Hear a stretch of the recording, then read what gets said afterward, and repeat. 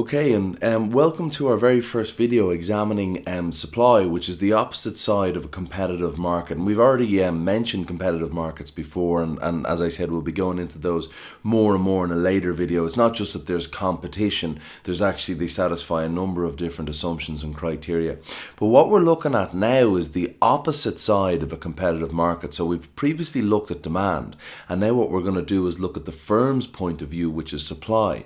Now, a lot of people get a number of things wrong about supply, particularly at the start when you're first studying it. So just please keep in mind that it is the firm's side of the market, all right? And what is a firm doing? It's selling you stuff. And what does the firm want to receive? The firm wants to be paid the most possible. So when you, as a demander, are buying goods and services, you are paying the price. That is something that you're giving up in order to get the good or service. When a firm is selling a good or service, they are receiving the price. Okay, that's their reward to supplying you with that good or service. No pun intended with the term supply.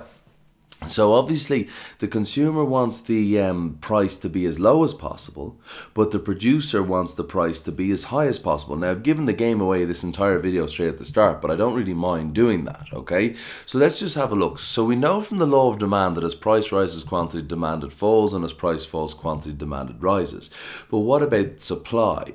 Well, let's know what we're talking about before we speak about it, okay? So the definition of supply, this is the willingness and ability of producers to produce a quantity of a good or service, usually at different prices over a specified period of time. I don't know why the IB has an answer, added that to their definitions, but anyway. So let's have a look at this. The cost of production, okay, input costs, what we are going to call resource costs. They are the payments given that the firm has to pay out to the factors of production for working for them, for producing the goods and services that the firms are going to sell. So the cost of production to the firm for producing one good is $10 or €10. Luckily enough, I'm used to dealing with euro. At a selling price of €5, would the firm want to produce that good?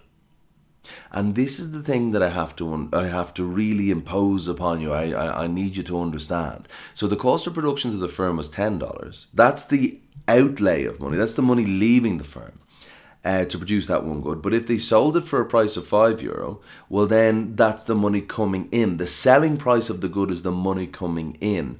The input costs, or as we're going to call resource costs, is the money going out of the firm.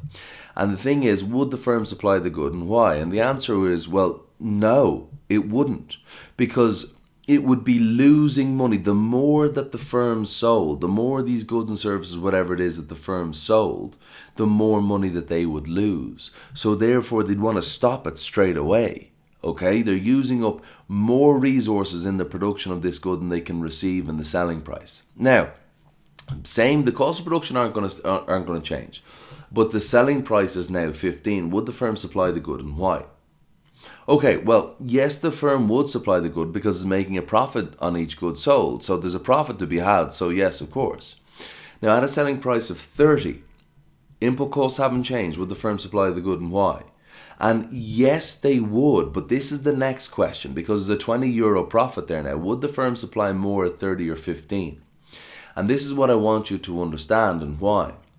Okay, well, before we even go, we're not even in this video going to go to the law of supply, but I want you to understand that the profit margin per good sold, ceteris paribus, is higher at higher prices, and therefore there is a greater incentive to produce the good at higher prices. And I hope that would make sense. So the firm would most likely supply more at €30 per good than €15 per good, simply because the higher profit margin per good sold, or the profit margin per good sold, is higher at the higher price. If this was 45, it'd be even higher again.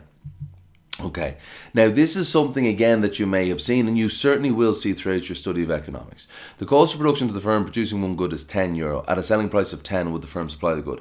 I would understand if you were to say absolutely not, you're just breaking even, it's pointless. But what I need you to also understand is that the payment received by the owner, the entrepreneur, is a cost of production to the firm. Please keep that in mind, okay? So the firm and the owner are two separate entities, all right? So the payment received, any money that is paid to the owner from the firm is a cost of production to the firm. So if this guy, this person, this owner, this entrepreneur was receiving $1 million a week, of course you're going to sell that goods, because part of that €10 cost is paying the owner his $1 million a week. All right, so the idea here is please keep in mind that a cost of production to the firm is the amount of money that they pay the entrepreneur. Now, goods will be supplied as the firm is covering costs, but its quantity supplied, and we'll come more and more to this in later videos, will be less than the price of 15 and €30 respectively. Now, why do you think people set up a business? This is just to give you an intuition for supply, don't worry. Well, hopefully, okay. Hopefully you understand this. Just thinking about it yourself. Is there more profit in selling goods at a higher price or a lower price? Ceteris paribus. If the price that the firm receives for selling its goods and services rises, do you think they will increase supply? And why? If the price the firm receives for selling its goods and services falls, do you think they will reduce supply? And why? And the very last question, guys, is there a law of supply? Now, I am not going to answer these for you explicitly, neither in this video or, well, I will in later videos, I'm sure. But what I want you to do is think about these things. And think hard, think honest. Don't think what, you feel that you should come up with. Think, what would you do if nobody was watching? And understand that. And once you start to get in touch with those kind of more honest sides of yourself, you'll start to understand economics more. Okay, guys, look, thank you so much for watching. I really hope this helps, and I very much look forward to seeing you in the next video.